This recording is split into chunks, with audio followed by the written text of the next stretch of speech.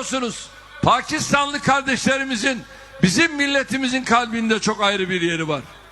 İstiklal Harbi'nde vatanımızın bağımsızlığı için gönderilen yardımları, Muhammed İkbal'in bizim için yazdığı özgürlük şiirlerini asla unutamayız. Türkiye'de ne zaman dara düşse, ne zaman başı sıkışsa, deprem felaketinden terörle mücadeleye kadar kardeş Pakistan'ın hep yanında oldu.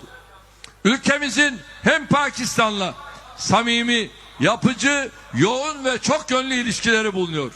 Sağ olsun Pakistanlı kardeşlerimiz de Türkiye'nin bu müstesna konumunu takdir ediyor.